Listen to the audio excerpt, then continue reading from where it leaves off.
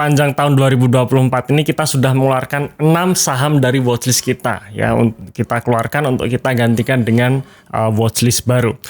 6 diantaranya adalah saham MAPA, saham CAS, GJTL, ACES, BRIS, dan juga CAM.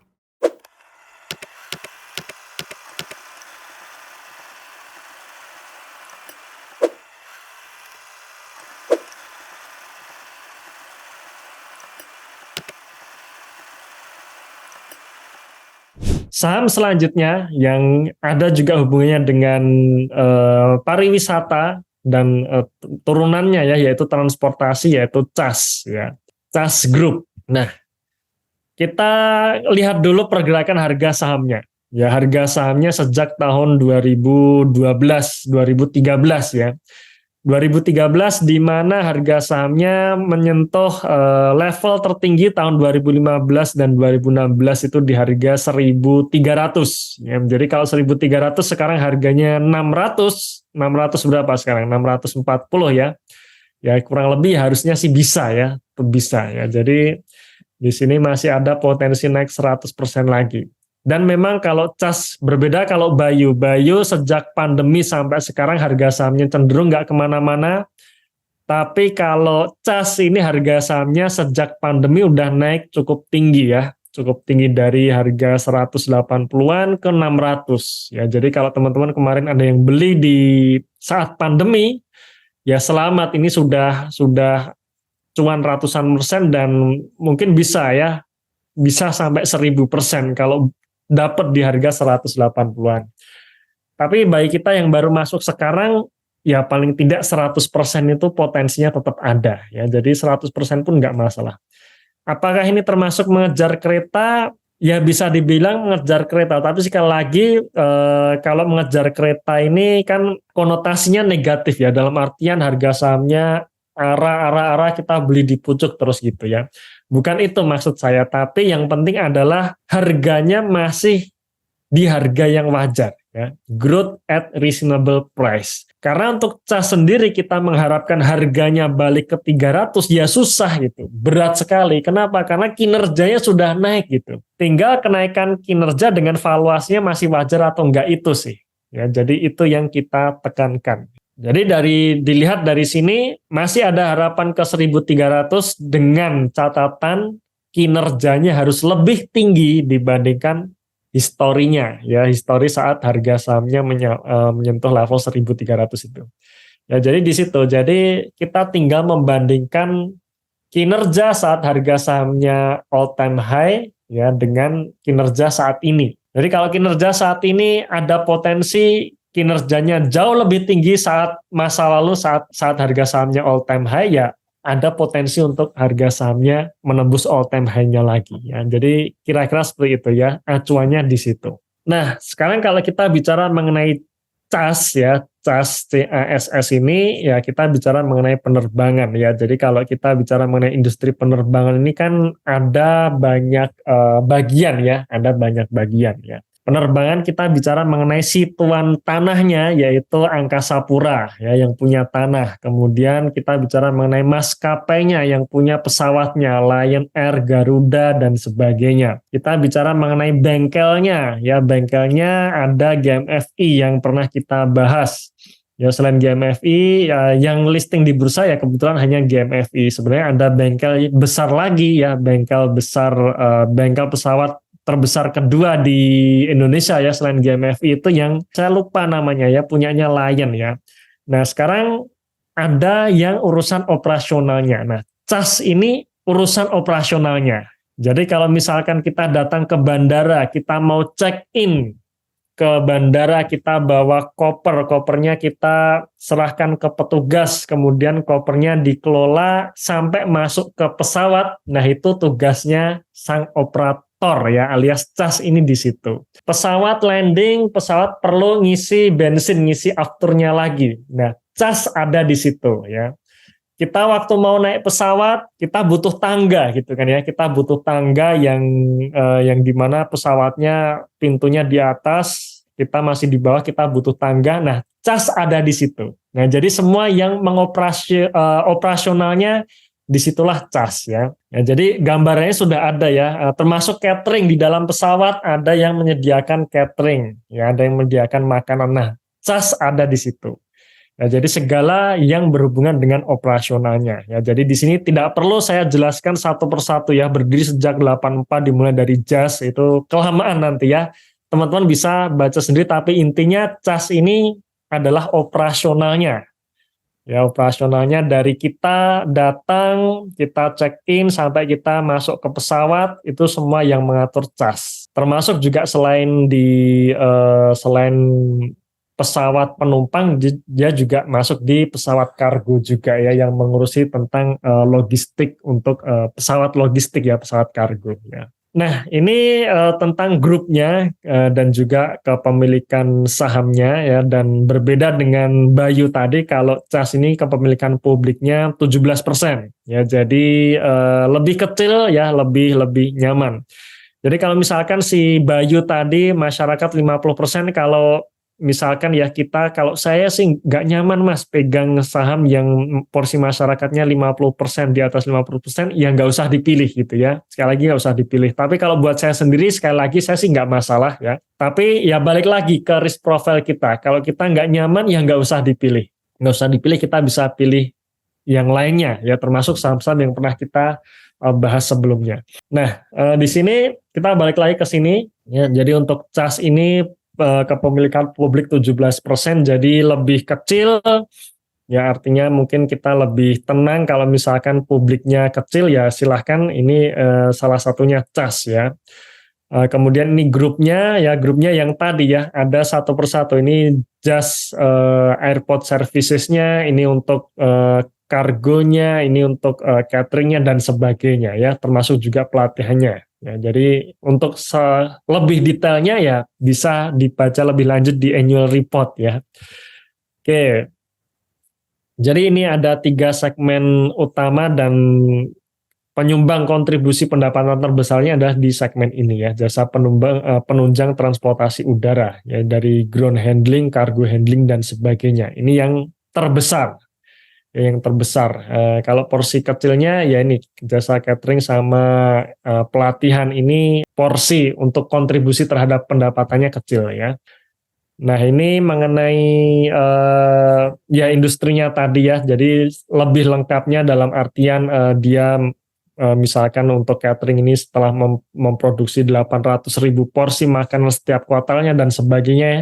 Nah, ini semua ada di public expose-nya yang bisa teman-teman baca kembali ya. Oke, ini adalah pelanggan-pelanggannya ya. Kemudian ini mengenai revenue-nya nanti akan kita bahas, dan ini ya pendapatannya 80% ini di jas-nya ya, yang tadi ya, yang apa namanya, penunjang untuk operasional bandaranya. Nah, sekarang kita langsung masuk ke neracanya saja ya. Kita langsung masuk ke neracanya, yang dimana neracanya buat saya tetap oke juga ya. Asetnya 1,6 triliun posisi Juni 2023 dan kasnya 185 miliar. Artinya sekitar 11% aset berupa kas ya. Cukup oke, tetap bagus. Dan ini perusahaan jasa kan ya, perusahaan jasa ya pasti persediaannya kecil ya, biasanya yang gede piutang, hal yang wajar. Tapi memang yang perlu nanti kita monitor ya selanjutnya adalah di pinjaman kepada pihak-pihak berelasi. Ini perlu nanti kita monitor kalau misalkan teman-teman mau beli cas ini ya. Karena ini nilainya cukup besar, cukup signifikan ya, lebih gede dari kasnya ya. Ini nilainya 234 miliar, jadi kurang lebih sekitar 15% dari aset adalah pinjaman kepada pihak berelasi. Siapa itu pihak berelasinya? Pihak berelasinya itu ya sang pemegang saham. Ya, jadi artinya sang pemilik ini pinjem duitnya cas gitu. Jadi kira-kira pinjem duitnya cas. Dan ini angkanya dari tahun 2013 sudah ada di situ. Saya ngecek sejak tahun 2013 itu sudah ada. Jadi memang kayaknya sih tidak akan nol gitu ya. Jadi kayaknya sih tidak akan dilunasi. Tapi karena sejak 2013 itu sudah ada, ya yang penting nggak naik aja gitu ya. Jadi yang penting nilainya nggak naik, tetap di 230-an miliar ya, jangan naik. Sebenarnya kalau kita baca runtutannya ya, jadi dalam hal dia sang induk ini dia ada suntik dana ke cucunya, kemudian dia suntik dana dari cucunya itu ya pinjam bank gitu ya. Akhirnya setelah itu karena itu cucunya itu adalah anaknya Cas ini, ya sudah Cas ini kira-kira nalangin deh atau membayar ke induknya gitu. Cuman dihitungnya sebagai pinjaman. Dan pinjamannya ini sebenarnya ada bunganya. Cuman bunganya ya kayaknya nggak pernah dibayar gitu ya. Kadang dibayar, kadang nggak. Nah karena bunganya terus-terus numpuk, akhirnya nilainya makin membesar. Dan karena nilainya makin membesar dan bunganya tidak dibayar, maka di situ terbentuk cadangan ya kayak CKPN, yang dimana dengan besarnya pinjaman dikurangi dengan CKPN nilainya tetap 200 miliar. Jadi yang terpenting ya buat saya, yang terpenting adalah ininya nggak naik, tetap nilainya 200 miliar. Kalau tiba-tiba nilainya naik dari 200 miliar tiba-tiba jadi 500 miliar ya ini sudah problem ya, tapi kalau sepanjang masih 200 miliar ya sudah nggak apa-apa ya. Ini cadangannya naik terus ya karena tadi berbunga terus, tapi bunganya nggak dibayar gitu kira-kira. Apakah jelek? Ya karena sejak tahun 2013 itu sudah ada, ya berarti market sudah ngerti gitu. Jadi sudah price in di harga sahamnya. Dan sekali lagi menurut saya nggak perlu dikhawatirkan ya, karena ya memang sudah 2013 itu sudah ada. Saya tidak tahu ini sejak kapan ada gitu ya. Mau ditelusuri lagi terlalu panjang nanti. Jadi menurut saya sih nggak masalah sepanjang nilainya nggak naik aja gitu ya. Sebenarnya tadi di Bayu juga ada. Bayu itu ada di aset tidak lancarnya itu ada. Cuman nilainya nggak begitu gede, sekitar 4% dari aset ya. Jadi 4% nggak begitu gede. Cuman karena kalau cas ini itu nilainya 15% dari total aset ya cukup gede gitu kan, jadi menjadi perhatian kita ya. Dan nilainya pun lebih tinggi dari kasnya gitu kan ya, kasnya 180 miliar, ini dipinjem ke induknya 200 miliar gitu. Oke, nah itu dari sisi neraca ya, dari sisi neraca. Sekarang kita masuk ke kinerja operasionalnya. Kinerja operasionalnya menurut saya tetap juga bagus. Bagus di mana pendapatannya naik 30% ya, dari 700 miliar menjadi 1 triliun, kemudian laba usahanya juga naik ya. Laba usahanya naik 41% ya, karena ini bisnis jasa jadi tidak ada COGS ya, jadi langsung laba usaha. Ya, kemudian di sini yang paling gede ya ini jasa pergundangan dan penunjang penerbangan. Ya, jadi perihal tadi ya operasional dari masalah masalah check-in, masalah pengurusan bagasi dan sebagainya, itu yang paling besar ya dibandingkan dengan catering, kemudian atau pelatihan penerbangan. Itu jauh lebih gede mengenai jasa pergundangan dan penunjang penerbangan ini. Seperti itu. Ya, ini hasil segmennya ya. Per segmennya, jadi tetap yang terbesar adalah ini ya. Kemudian laba bersihnya naik 59% ya, di mana ini juga menurut saya sangat bagus ya. Jadi walaupun labanya tidak naik di atas 100% tapi 50%, nah kita tinggal lihat valuasinya. Kita lihat apakah labanya all time high dan valuasinya masih wajar atau tidak ya. Jadi kalau labanya masih all time high dan valuasinya masih valuasi yang wajar ya, menurut saya tetap oke ya, tetap bagus. Oke, sekarang kita masuk ke value sheet-nya CAS ya, value sheet-nya CAS. Oke ya. Nah, ini adalah value sheet dari CAS ya. CAS terutama untuk laba bersih di kuartal 2 naik 59% ya, menjadi 83 miliar. Ya, secara perhitungan kasarnya anggap saja sampai akhir tahun naik 30%, hal yang wajar ya. Dan sekali lagi biasanya industri pesawat ini ya peak season-nya adalah akhir tahun. Maka seharusnya sih optimisnya di akhir tahun ya harusnya bisa lebih gede lagi. Ya, tapi anggap saja sama lah ya. Jadi kira-kira kalau kita setahunkan atau kita kali 2 berarti laba bersih sampai akhir tahun adalah 164 miliar, di mana itu naik 30%.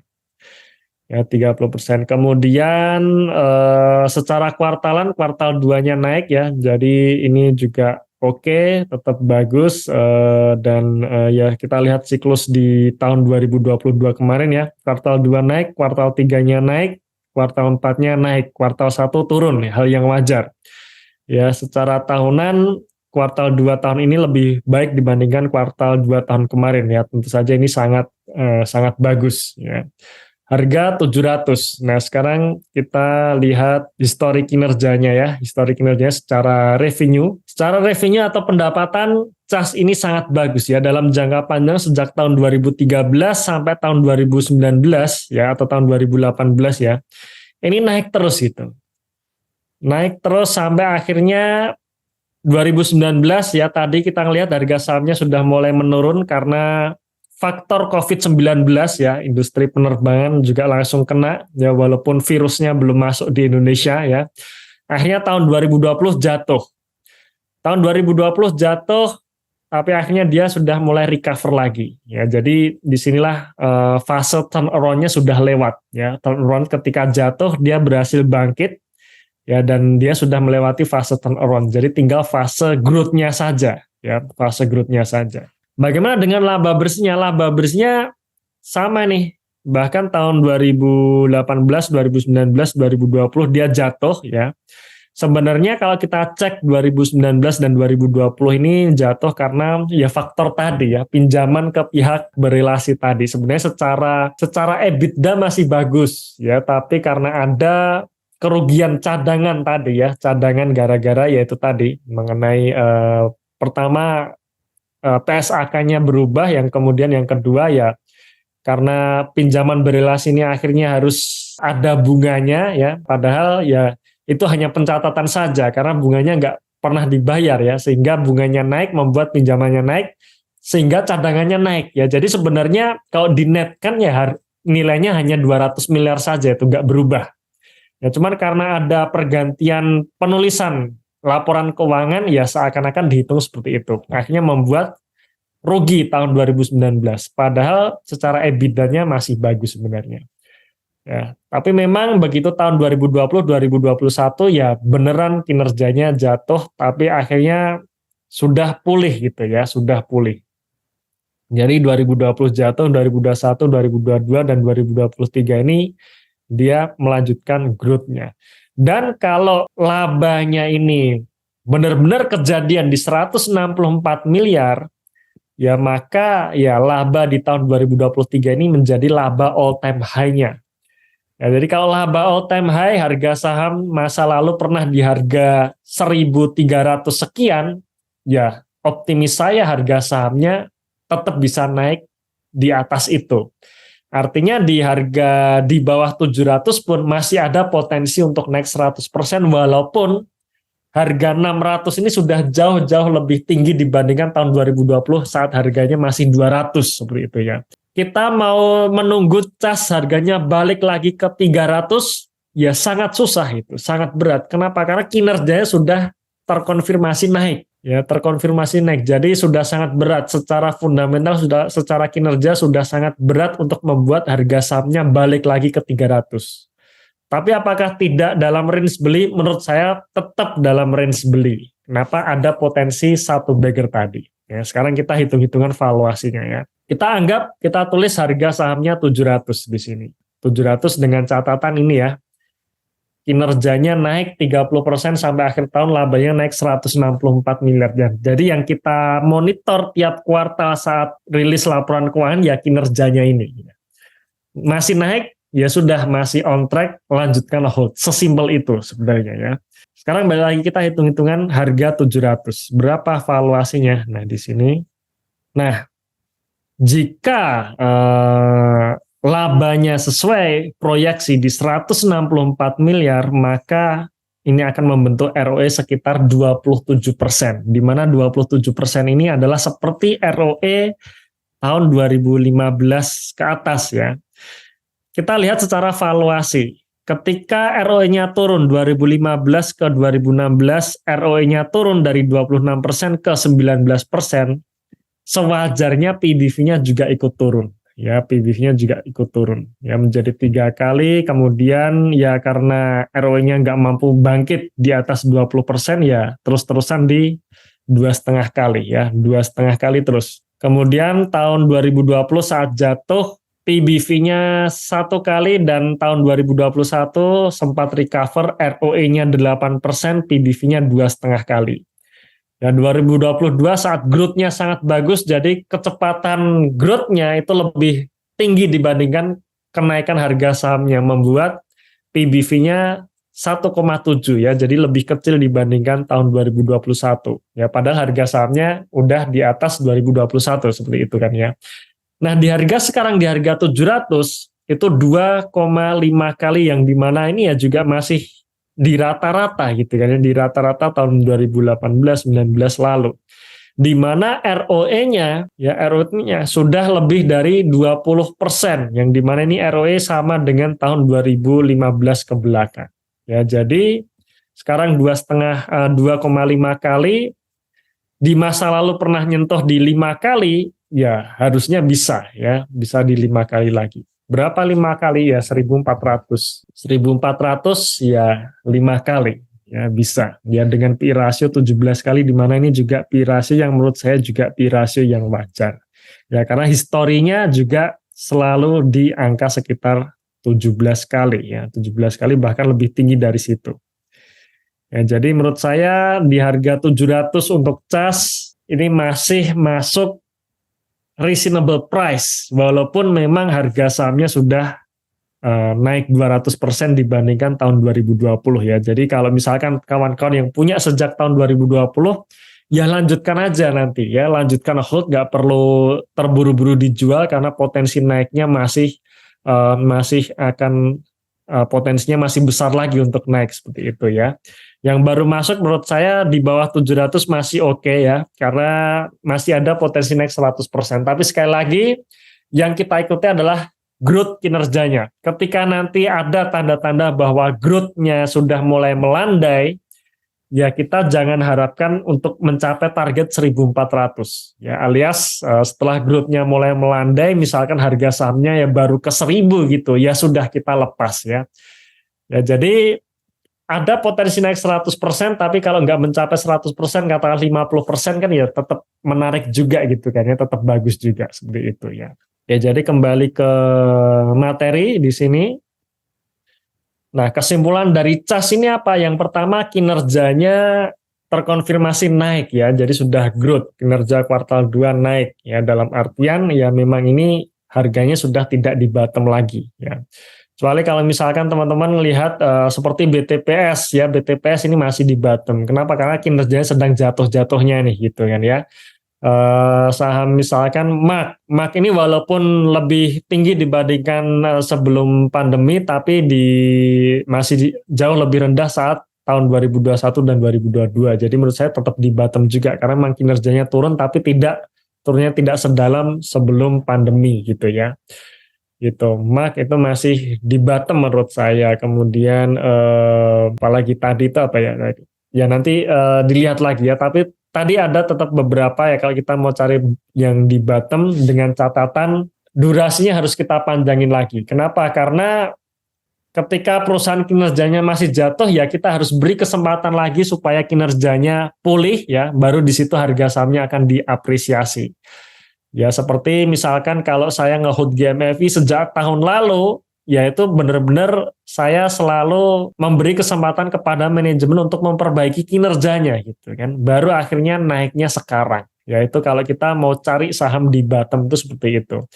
Tapi kalau mau lebih cepat ya, lebih cepat naiknya, ya kita cari saham-saham yang kinerjanya sudah terkonfirmasi positif, tapi tetap at reasonable price, dalam artian naik 100% ini masih ada gitu. Salah satunya CAS dan Bayu. CAS potensi naik 100% tetap masih ada walaupun harganya sudah naik ya. Balik lagi ke sini, kesimpulannya kinerjanya kinerjanya dalam fase growth ya, kinerja kuartalnya naik, prospek kinerja tahun 2023 labanya all time high.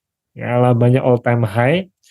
Yang ketiga, resikonya rendah ya, resikonya rendah, perusahaan juga nggak punya utang ya, tadi belum saya perlihatkan liabilitasnya, tapi nggak ada utang, jadi aman, oke ya, walaupun ada ganjalan di pinjaman kepada pihak berelasi tadi, yaitu memang tidak bisa dipungkiri itu adalah sebuah ganjalan. Yang kita maintenance adalah sepanjang nilainya nggak tambah aja. Karena memang itu dari 2013 udah ada. Ya 2013 itu udah ada dan kayaknya nggak akan hilang. Ya jadi memang ya sudah kita biarkan saja ya. Yang penting nggak naik aja. Jadi kalau nanti nilainya dari 200 miliar menjadi 500 miliar, nah itu baru problem ya, baru problem. Artinya dari 15% aset tiba-tiba jadi 30% aset. Nah itu jadi nggak bagus. Tapi kalau sepanjang pinjamannya tadi nilainya nggak berubah, menurut saya nggak masalah ya. Kemudian yang keempat, harga di bawah 700 masih harga wajar ya. Sorry ini nulisnya murah terus ya. Tapi tetap ada potensi naik 100%, tetap ada. Ya, jadi kalau misalkan mau beli ya di harga sekarang aja gitu ya, di bawah 700 ya. Key point-nya tetap di kinerja. Kuartal 3 dan kuartal 4 tetap harus naik ya. Targetnya adalah 164 miliar tadi. Apakah nanti kinerja kuartal 3 akan menuju ke situ atau tidak? Gitu. Nah, tipsnya kalau misalkan kita mau beli cas ya langsung beli lamsam aja. Ya, jadi kalau misalkan kita mau ada sekitar 15% porsi di portofolio kita di cas, ya sudah langsung beli 15% aja, seperti itu ya. Kurangi porsi jika kinerja kuartal 3-nya menurun. Ya, bisa kita kurangi porsi seperti itu. Oke, dan potensi baggernya pun tetap ada ya.